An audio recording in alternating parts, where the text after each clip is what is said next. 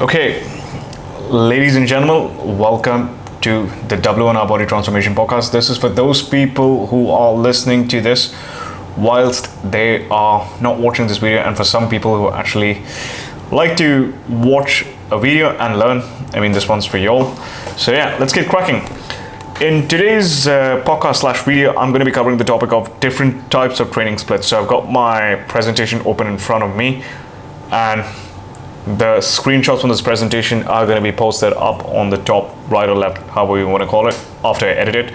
So yeah, this is not going to make any relevance to those people who are like listening, like watching this. Basically, it's going to make relevance to those people who are listening to this via podcast. Okay, let's get cracking. So first of all, we want to consider the fact as to why do people train. Now, if you're a client of mine, most likely you are training because you actually want to put on muscle and drop body fat and build some strength. You know, that basically is going to be like your main goal, basically. So wait a minute. Yep, there you go. Yeah, so that basically is going to be like your main goal. You are like actually training so that you can put on muscle and drop body fat. You know, now there are different ways to do this. Over the years, like there have been so many people who are saying like high volume is like the way to do it, low volume is the way to do it, high intensity is the way to do it, low intensity is the way to do it. So what is the right answer? Well, in today's podcast slash video, I'm going to be covering the topics. There's no black and white answer. I'm going to be giving you a 360-degree perspective, which is going to help you with your decision making. So first of all, what are the different types of, if you're training to put on muscle, the technical term is known as hypertrophy. So what are the different types of hypertrophy? Okay, the second one is, are you training for strength, are you training for hypertrophy? Because those are two separate things. Then there's a high intensity based training style, progressive based training, and then there's a high volume, moderate to lower intensity based training. Should you be training to failure or no, and what causes muscle growth, basically? All right, so let's start off with the first one, different types of hypertrophy. All right, now in summary, there's myofibrillar hypertrophy, and then in summary, the other type of hypertrophy is sarcoplasmic hypertrophy. So if you were to, I'm just going to speak in terms of metaphors, right? If you were to think a muscle like a balloon, now you can increase the size of the balloon just by simply adding in new rubbers and increasing the surface area of the skin of the balloon, which is the balloon actually growing in size, or you can pump some water and air inside the balloon, and the balloon is still going to stretch and look bigger.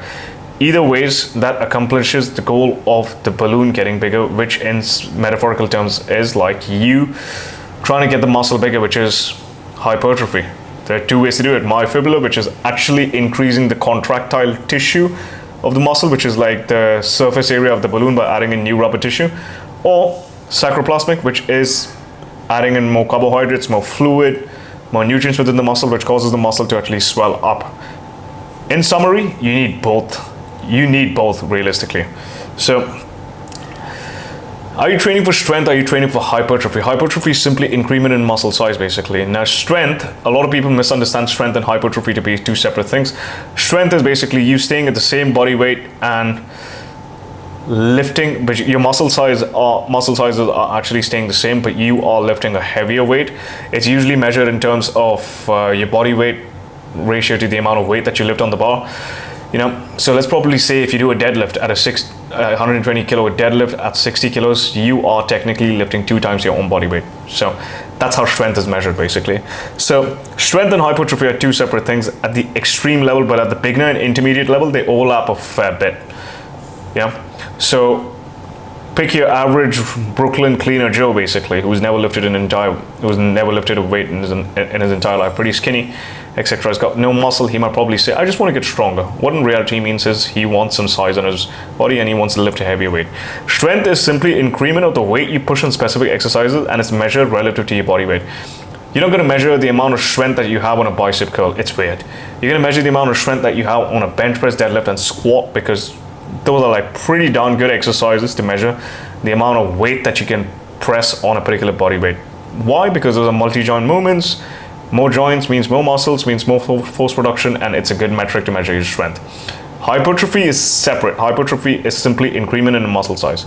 You know, a strong muscle is a big muscle. Yes, true. But you're gonna notice, like, people who usually look good at the beach don't really train like powerlifters or strong men or strong women, etc. You know, they train like bodybuilders. So that basically is the goal. If looking good and lean is your goal, then most likely hypertrophy is your goal. And there are 3 pathways for building muscle or hypertrophy. You know. So the first one being is mechanical tension, which is simply like progressively overloading, simply adding on more weight to the bar. In simplistic terms, the second one is muscle damage, which is created by going slow on a particular lift and going through a full range of motion, because that causes the muscle to stretch more, creating more micro tears within the muscles. And the last one being is metabolic stress, which is like burning sensation within the muscles. If you train properly, you train through a full range of motion in all rep ranges, you're gonna get all of them. All right, nothing sexy. The first training based style, as you can probably see in this photo, the first one being Dorian Yates, who advocated this style of high intensity progressive based training, which is a low volume, less number of sets, but most of the sets were taken to or closer towards failure, and the number of sets were not progressed, and he stuck to the same split and just accumulated more weight, more reps within that given program, and bam, that's how he got bigger. As you can probably see from the images that Dorian has, his muscles have that really hard, dense look and a really grainy look. Now, this is just a hypothesis, but people who train progressively in a systematic manner with high intensity progressive based training, they usually tend to have like this harder, denser look basically. Who did this? Dorian Yates, Mike Manzer, Dante Trudel. If you're a bodybuilding nerd like me, you're gonna recognize all these people. If no, ignore it. Now, what is high intensity training? Sticking to a set volume level, which is number of sets you do per exercise. Let's probably say in order for your legs to grow, you need to be doing 10 sets per muscle group, 10 sets per chest. You know, you're gonna simply progress within those 10 sets throughout the week. Let's say you did 4 sets on Monday, 3 sets on Wednesday, 3 sets on Friday. You stick to the same number of reps, same number of sets, but you just progressively increase the amount of load that you push on those particular exercises over a given period of time, and you progress within that rep range. You know, provided that you keep your, how do I say this, your technique in check. Now, what are the pros of this? It's psychologically really enjoyable because there's no end goal. You're constantly chasing more. It's mentally really challenging, so you feel really, really good. It's more permanent muscle growth per se, because let's probably say you work your ass off to go from 100 kilo deadlift to 120 kilo deadlift.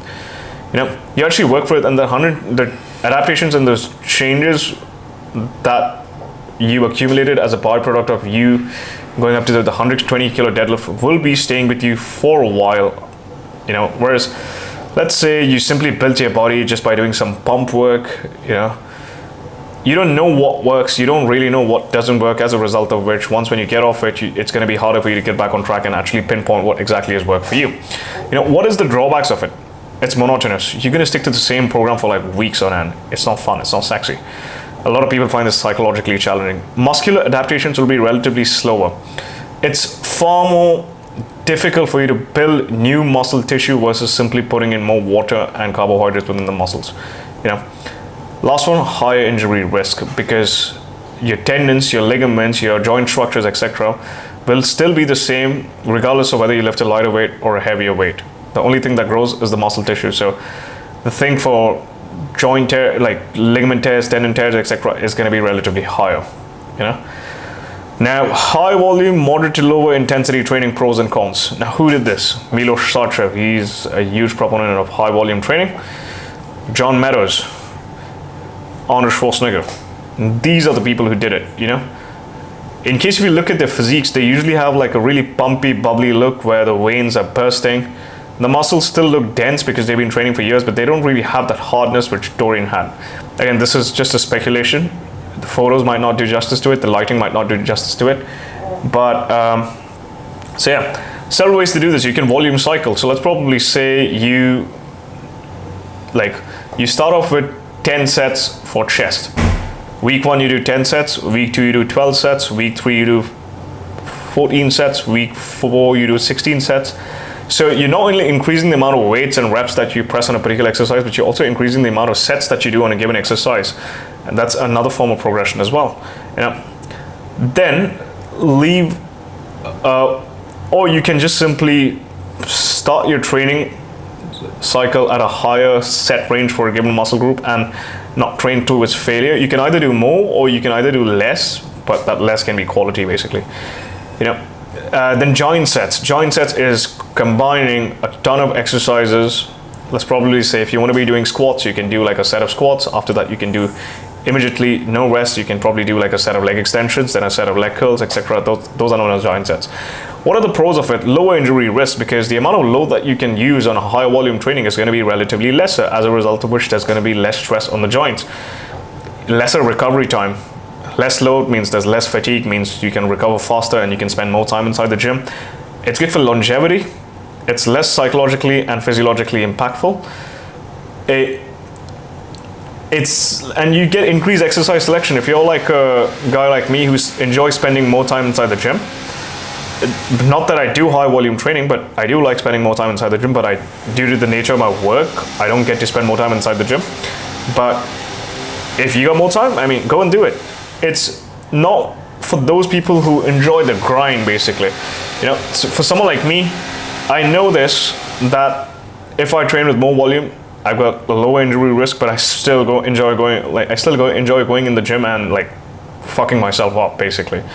So for some people who like to train hard, who like to train like a bro, who like to feel powerful, masculine, etc., those cliche terms inside the gym, it might be challenging when they are going from a bit of a meathead to like a bit